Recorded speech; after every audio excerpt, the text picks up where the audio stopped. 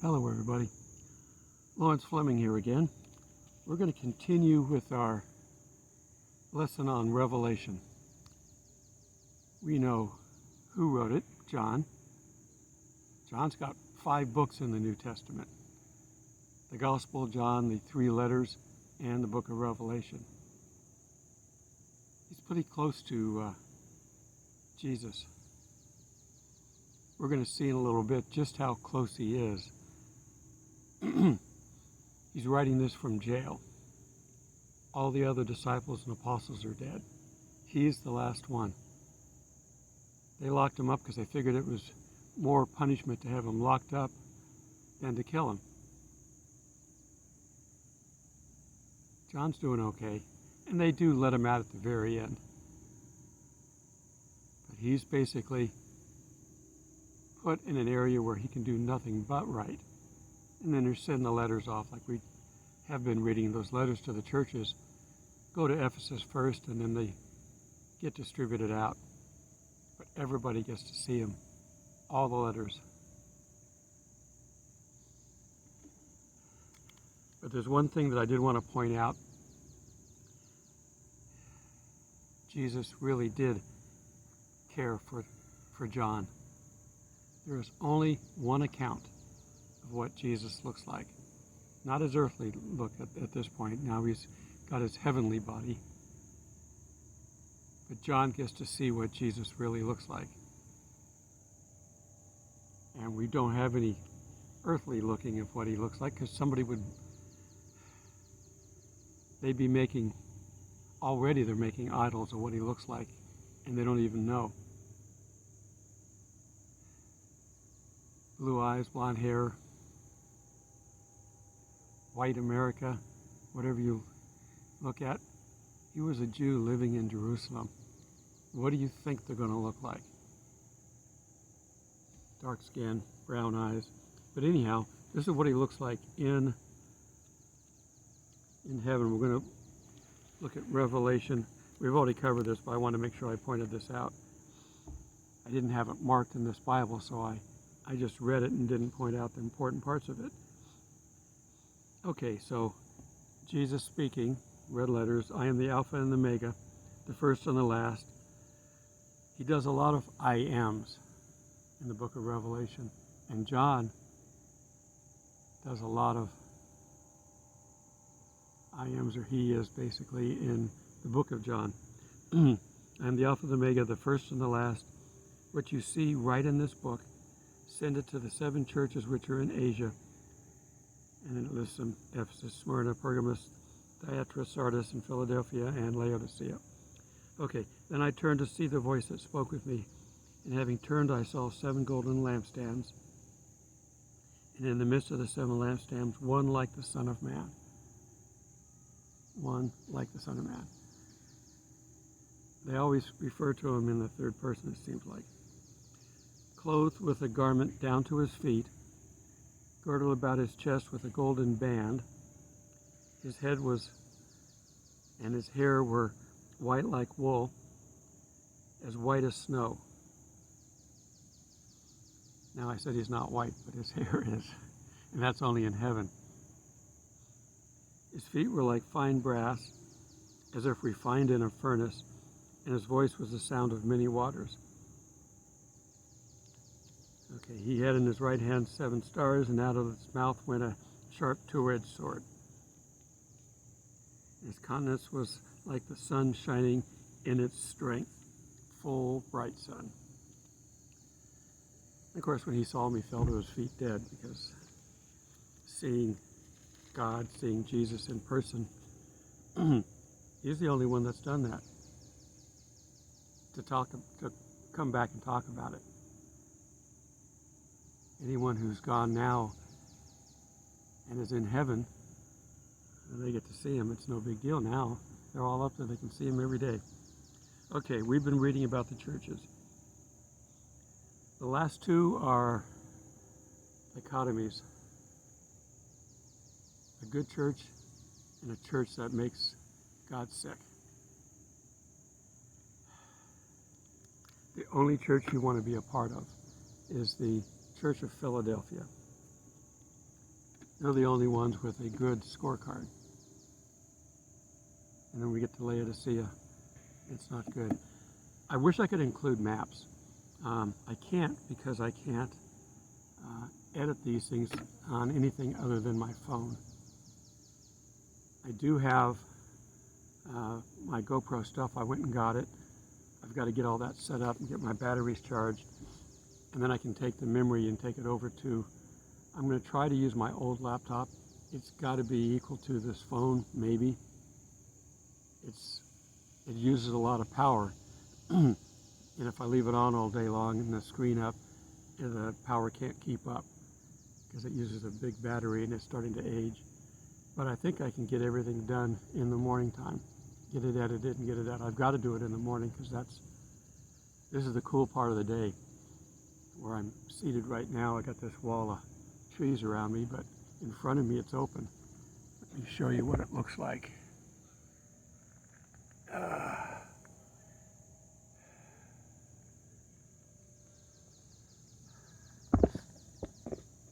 The building up on the hill is our comfort zone, as they call it. The restrooms are up there, men and women's. There's a separate handicap one as you go in. There's a washer and dryer in there, $1 a wash and $1 to dry. I've never had to dry things twice, so it works pretty good. And there's showers in each restroom. So I had a shower this morning, of course, and my hair is still wet 3 hours later. The humidity here just won't let things dry. My towel, there's no way I can get it to dry just by hanging. So it's going in the laundry today and I'll dry it that way. That's the only way I can dry it, unless the wind's blowing. And if you can't see it, there's no wind. Get out of here, bee. Bees don't bother me, it's the mosquitoes. Okay, let's look in chapter 3, verse 7. And the angel to the church in Philadelphia write, these things says he who is holy, he who is true, he who has the key of David, he who opens and no one shuts, and shuts and no one opens. I know your works. See, I have set before you an open door, and no one can shut it. For you have a little strength, but you've kept my word, and have not denied my name. Indeed, I will make those of the synagogue of Satan who say that they are Jews and are not, but lie. Indeed, I will make them come and worship before your feet, and to know that I have loved you.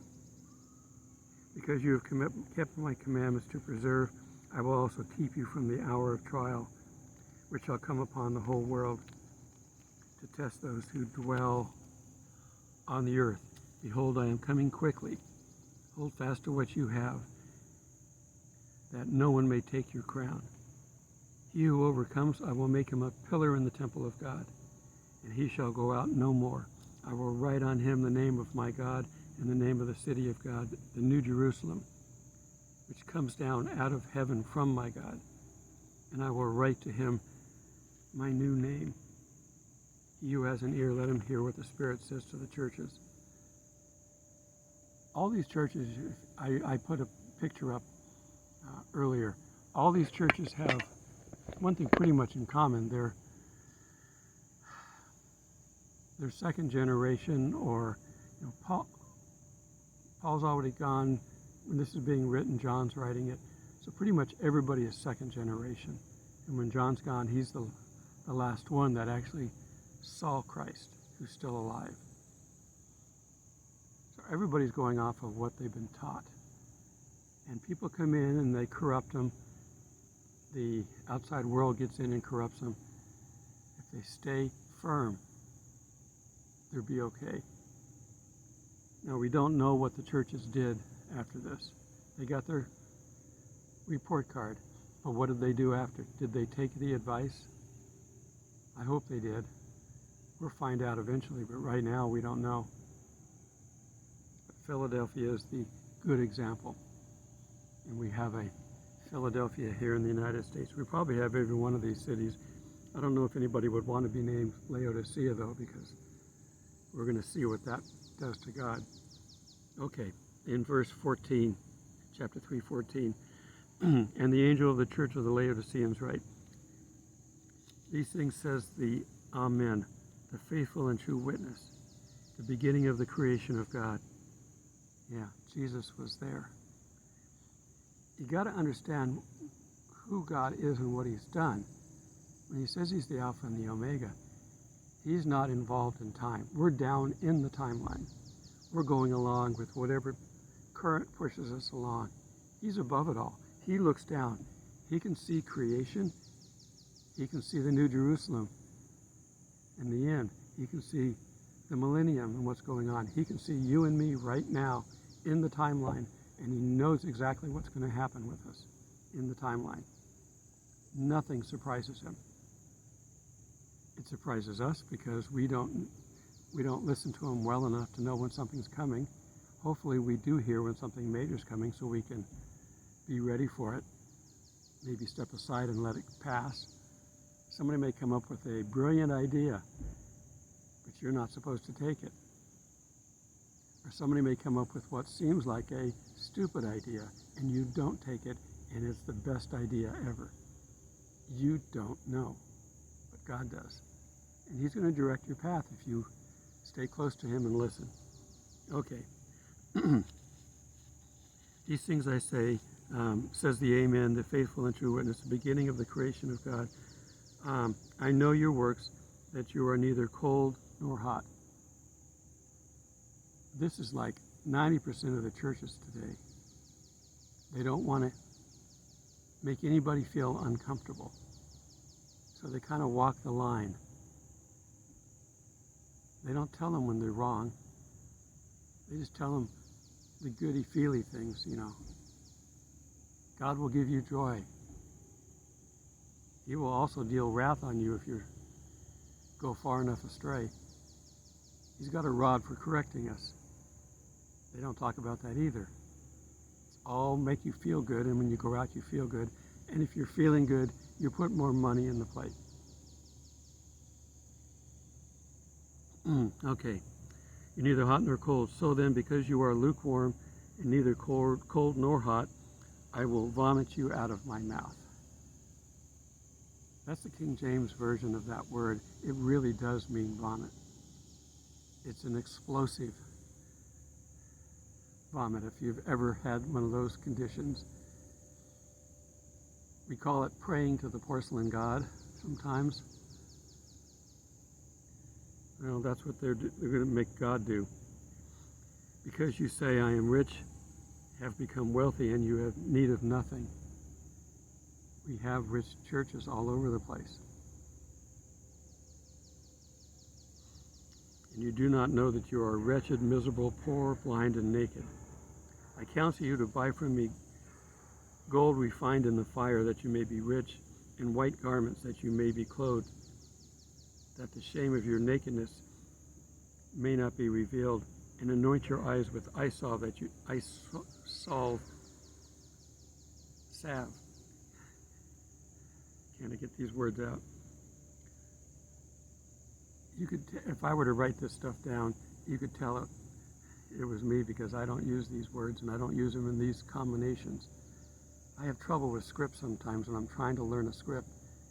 It's written by the writer for the character. And I sometimes have to tell him, look, I can't say it that way. Every time I try to say it that way, I stumble over the words. Can I rearrange the words so that I can say this instead? It's the same meaning. Sometimes they'll let you. Sometimes they feel indignified that you criticize their writing. That's never a good writer. A good writer will use their talent to their limit. Okay. As many as I love, I rebuke and chasten. Therefore be zealous and repent. Behold, I stand at the door and knock. Famous verse here. If anyone hears my voice and opens the door, I will come in to him and dine with him, and he with me. Wouldn't we love that today? Now me, I'd have to unzip the tent flap. I've only got one chair, so he'd have to bring his own chair. Yeah, we'll be able to dine with him soon in his place. He's got a bigger table. To him who overcomes, I will grant to sit with me on my throne. I will also overcome, as I also overcame and sat down with my Father on his throne. He who has an ear, let him hear what the Spirit says to the churches.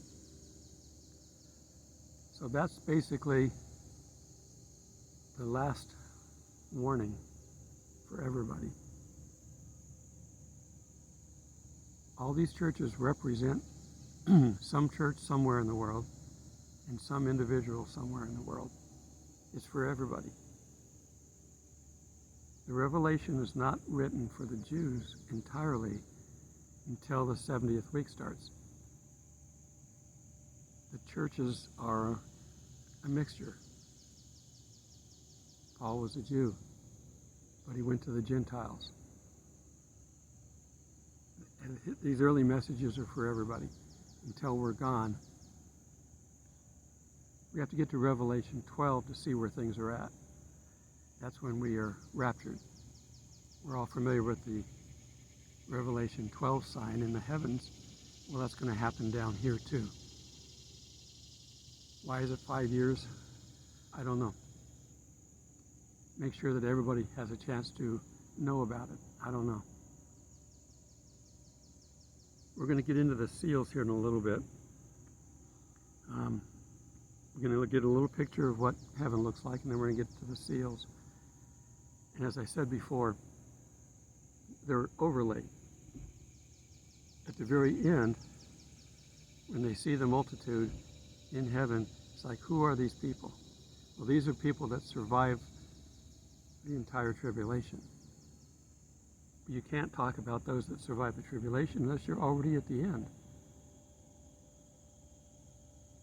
So we get the seals given to us in a story, then we get the trumpets in a story, and there's overlap, and then we get the bowls. And there's some overlap. It's just the bowls are the real bad wrath. Although some of the seals are not good either. Let's take a look and see what heaven looks like, the throne room anyway. After these things I looked, and behold, a door standing open in heaven, and the first voice which I heard was like a trumpet speaking. It says, "Come up, and I will show you things which must take place after this." Immediately I was in the Spirit, and behold, a throne set in heaven, and the one who sat on the throne, and he sat there like jasper and a sardis stone in appearance. There was a rainbow around the throne. The rainbow used to mean something good. Satan's destroyed it. That's what he does. He takes something of God and gives it a bad name. The rainbow was the covenant after the flood, a symbol of it. It's got nothing to do with your personal choices, which are wrong. Okay. And there was an appearance of emerald around the throne, with an appearance of emerald. Around the throne were 24 thrones, and on the thrones sat 24 elders, sitting clothed in white robes, and they had crowns of gold on their heads. And from the throne proceeded lightning and thunderings and voices, and 7 lamps of fire were burning. It's got to be pretty showy. Before the throne there was a sea of glass like crystal, and in the midst of the throne and around the throne were 4 living creatures, full of eyes in front and in back. The first living creature was like a lion, the Gospel of Matthew. The second living creature was like a calf, the Gospel of Mark. The third living creature had the face of a man, Luke, the physician. And the fourth living creature was like a flying eagle, John, the one who was closest to Jesus. And the 4 living creatures, each having 6 wings and full of eyes around them within. and they do not rest day and night, saying, Holy, holy, holy, Lord God Almighty, who was and who is to come. Whenever the living creatures gave glory and honor and thanks to him who sits on the throne, whoever lives forever and ever, the 24 elders fall down and worship him who lives forever and ever, and cast their crowns before the throne, saying, Thou art worthy, O Lord, to receive glory and honor and power. You who created all things, and by your will they exist and were created. We get the impression that everybody up there loves God and Jesus and worship him and do their bidding. The eyes are watching over us down here, but God can see too. He's omnipresent. And I saw on the right hand of him who sat on the throne a scroll written inside and on the back, sealed with 7 seals. And how we doing on time? We're still good. 7 seals, and I saw a strong angel proclaiming with a loud voice, Who is worthy to open the scroll and to loose its seals? And no one in heaven, on earth, or under the earth was able to open the scroll or to look at it. They're kind of toying with us here because they know. So I wept because no one was found worthy to open and read the scroll or to look at it.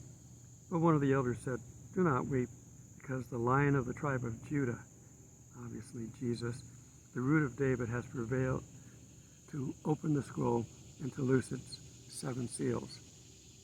And I looked, and behold, in the midst of the throne of the 4 living creatures, in the midst of the elders stood a lamb, as though it had been slain, having 7 horns and 7 eyes and 7 spirits of God. 7 is always the completion. Let's see. Which are the 7 spirits of God sent out into all the earth. Then he came and took the scroll out of the right hand of he who sat on the throne. So God was holding the scroll. And when he had taken the scroll, the 4 living creatures and 24 elders fell down before the Lamb, each having a harp and golden bowls of incense, which are the prayers of the saints. You send a prayer up to heaven, they carry them around. You're never without people caring about your prayers. And they sang a new song. You are worthy to take the scroll and to open the seals, for you were slain, and you have redeemed us to God by your blood, out of every tribe and tongue and people and nation, basically the whole world, and have made us kings and priests to your God, to our God. And we shall reign on earth. And they looked, and they heard the voices of many angels around the throne, the living creatures, the elders, and the number of them were 10,000 times 10,000 and thousands and thousands, saying with a loud voice, Worthy is the Lamb who was slain to receive power and riches and wisdom and strength and honor and glory and blessing. It's everything.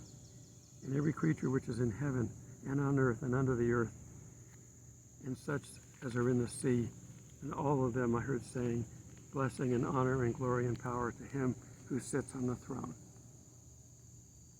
Our Lord's Prayer starts off by blessing him, recognizing who he is, our Father who art in heaven.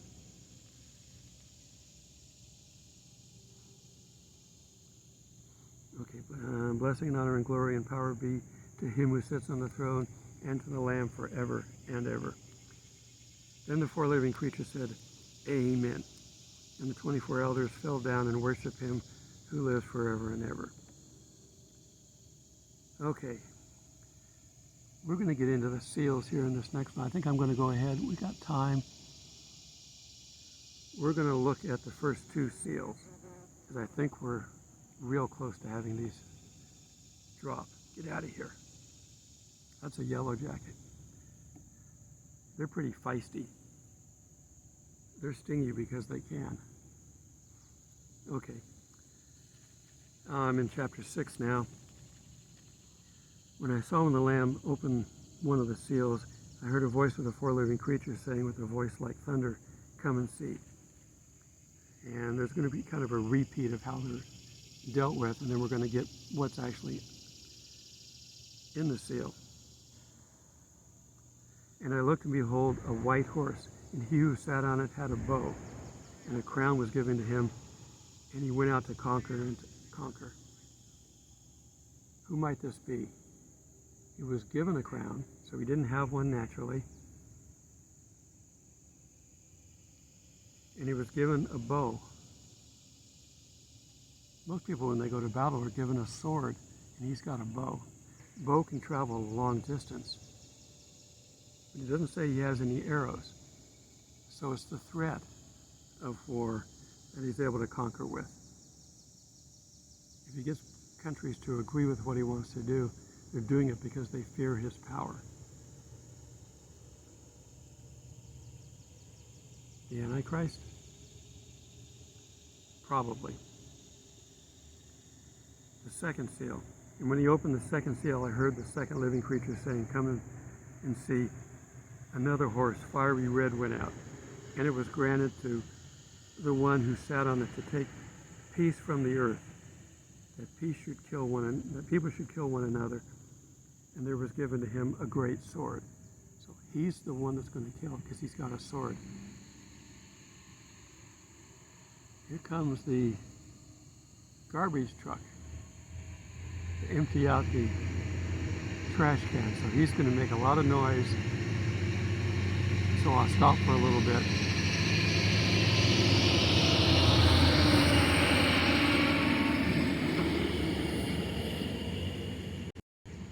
Okay, he's gone by in front of me. Okay, I've reached the limit where it splits the video into the next section. It only does about 23 meg, and then it has to split. 24 or something like that. We're at 26 now. Okay. So the first one's probably the Antichrist. The second one's going to cause war all over the place. The Gog-Magog war. And again, we're going to get all the seals all the way to the end.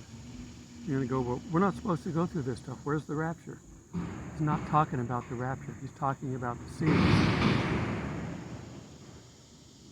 Okay. Everybody has to have a job.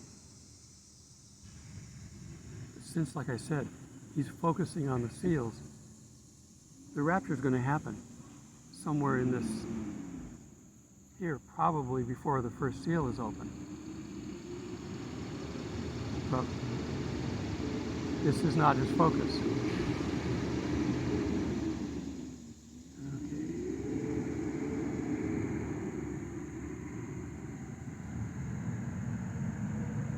Don't you just love it when opportunities arise? You can get upset or you can just smile because you have no control. God knows what's going to happen. You have no control. Okay. The third seal, scarcity on earth. And when he opened the third seal, I heard the living creature say, "Come and see." So I looked, and behold, a black horse, and he who sat on it had a pair of scales. And I heard a voice in the midst of the four living creatures saying, "A quart of wheat for a denarius, 3 quarts of barley for a denarius. And do not harm the oil and the wine." The rich people don't want you to harm the oil or the wine. I'm going to go ahead and stop there. But we can see that they're getting progressively worse. And that was the third seal. We've got 4 more to go. And it's going to get a lot worse. But we're not in this because he's talking about the seals. We're going to get the rapture in chapter 12. And then there's 2 other raptures. One just before God's wrath. That's the pre-rapture. But they just don't see the other 2. Pre-trib rapture is the one that's in 12. And then there's one at the very end, just before the final battle. So they don't have to go through the battle and they can come back and join us as part of the army. 3 raptures. We've got people seeing each one individually, but you got to see that there's 3. All right. I'm going to stop at that point.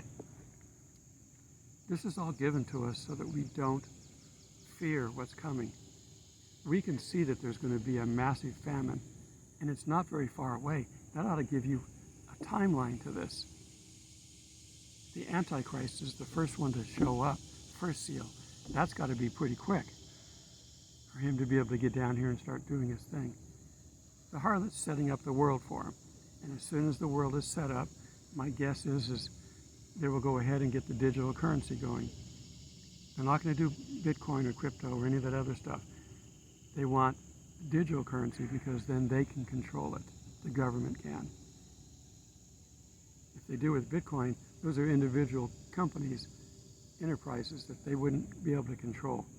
And they wouldn't be able to get the information because it's encrypted. And they won't cooperate with the government. There's some big companies that refuse to cooperate. Apple's one. They're going to be dealt with eventually. The harlot will put everybody in their place. There may be, wars and rumors of wars. We may have a couple of big wars coming up. Russia, China, all these things are, talked about. The United States and China are not mentioned in the Bible. There's got to be a reason.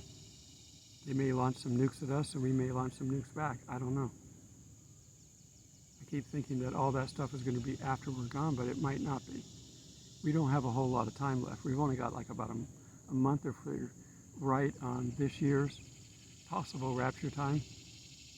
Feast of Trumpets, maybe. Or it could be next year. You go, but it's 7 years. There's got to be time for the 7 years. Not necessarily. Watch Brenda Weltner. Her timeline is adjusted. She's got the first half continuing on through Jesus' ministry, which happened to be 3.5 years. Coincidence? No. No coincidence with God. Everything's there for a reason. So if what she's saying is right and the first half has already happened, we're going to jump right into the second half. And you can see that what these seals are doing, they're going to take effect almost immediately. We're already losing peace on earth right now. That's almost there. Maybe we're in that already. The Antichrist may already be here. We just don't recognize him yet. Certainly he's alive, but we don't know where and what he's doing. We've got people picking names out of the hat. It's so-and-so and it's so-and-so. It could just as easily be Bugs Bunny for that matter. If you're going to just guess, nobody's going to know.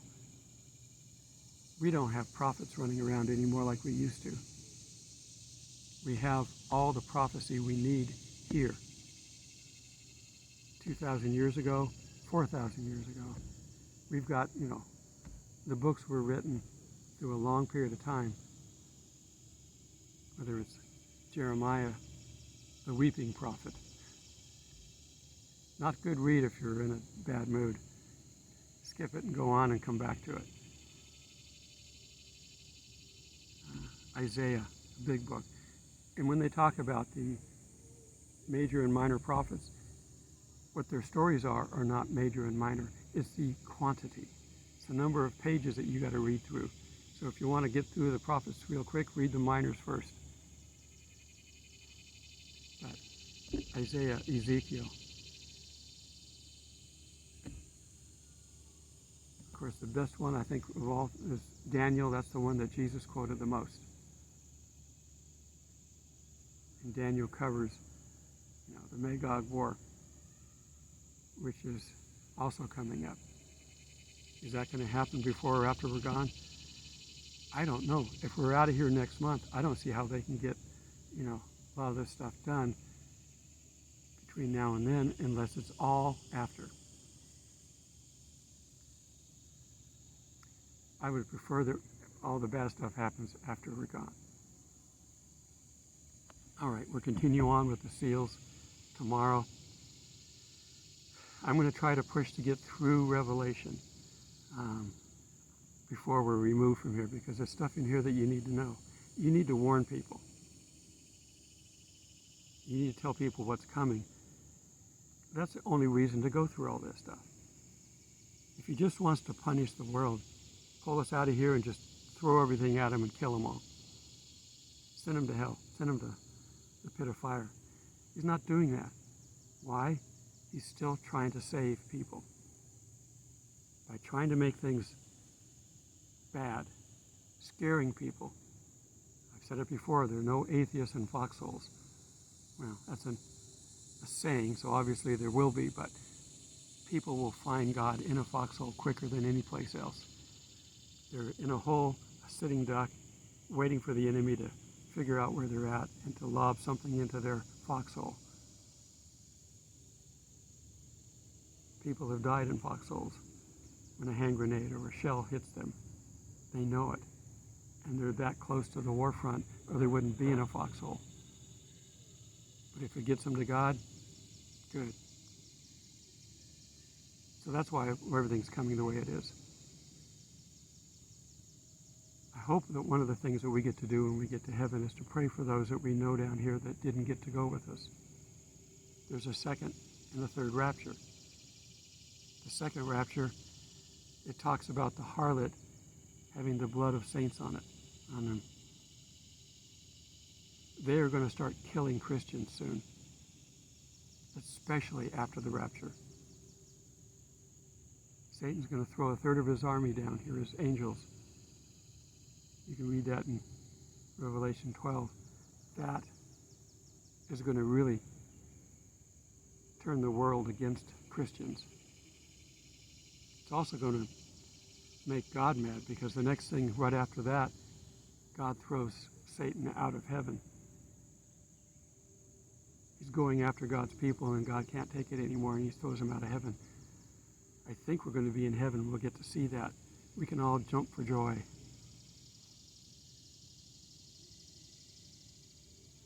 That will be a good time to have your praise song ready. Are we going to sing the songs that we already know down here?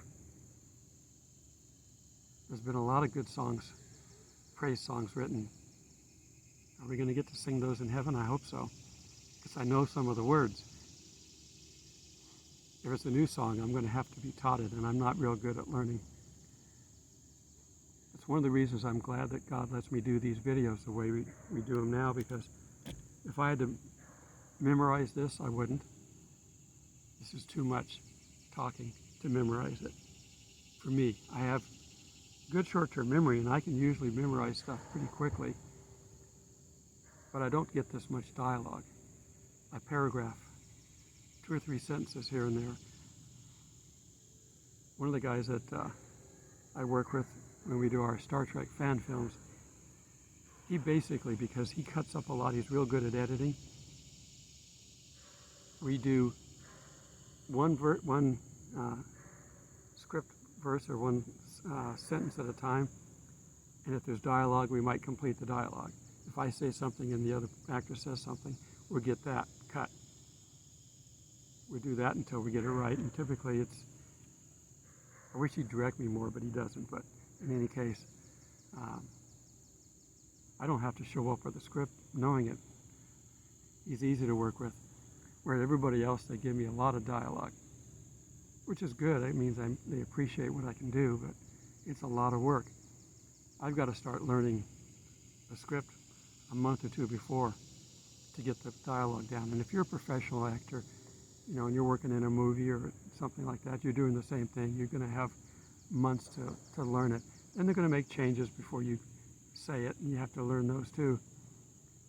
The ones that I feel sorry for, most of the TV show ones that have to every day go through their dialogue, and they make changes sometimes daily. You know, I like the Iron Man movies. The world's looking for a superhero, and I don't see the big one. They keep missing Jesus, but they come up with all these superheroes, and all these superheroes, by the way, were created basically during World War II.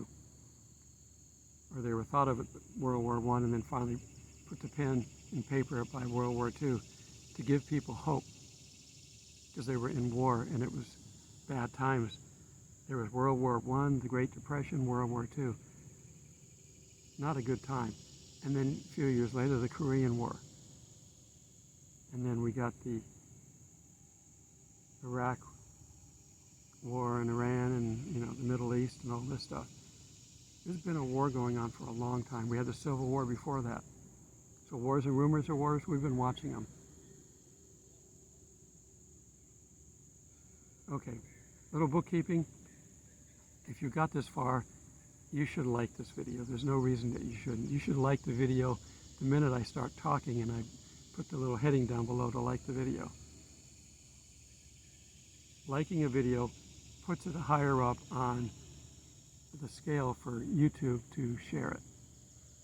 And if you get one of those questions saying, you know, how did this affect you? Go ahead and vote on that, and if you like it, give me a good rating. It helps YouTube know how to get the numbers up. I want to reach as many as I can. You that are still here and are faithful, I'm very appreciative of you being here, and thank you for your comments. But we need to reach more. In order to reach more, I've got to get the numbers up. I'm not doing this for numbers. I'm doing this because I'm trying to save people, helping God to save people. It is not our job to win souls. It is our job to present the gospel, and then the Spirit will take over. So if what we do turns out to be a soul win for the Spirit, I don't know if we get a check mark, a gold star, or what, but it will affect us when we get to the Bema seat. Okay, and of course you can subscribe to this channel. If you don't want to be hounded and just come over here when you feel like it, don't click the bell icon, but you can still be a subscriber. And then it will show up in your timeline. You can choose to watch or not. If you really want to know when I release, typically I release every morning at 6 a.m. But if you want a reminder, click the bell icon. Simple things that you could do that don't require money. I occasionally ask for stuff. It helps me. I'm trying to get my message out as fast as possible to as many people as possible. And there are others doing the same thing. And you can watch them and you can help them. And you should like theirs and subscribe to their channels. Same thing.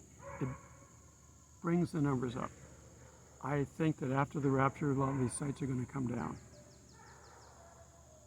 But right now, if we can keep them up, I love it when people bring dogs and they don't do anything. We don't come out here to hear dogs barking. The garbage truck I expect, but dogs barking I don't. There's a big family. They've actually rented 2 sites next to each other. It's an old guy sitting in a chair with a gray beard, probably a grandfather, and a father, and looks like maybe some grandkids and great-grandkids. That's how many people there. That's why they have 2 sites. And it's in the middle of the week. I don't know.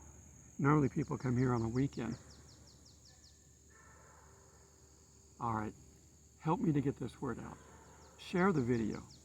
Share it on your timeline. Then I can get to all your people. And if one of them shares it, it's a pyramid effect. Or an exponential effect. So help me to get this word out. If you've got things that you want me to talk about, I'll try to include them. If they're just a single topic,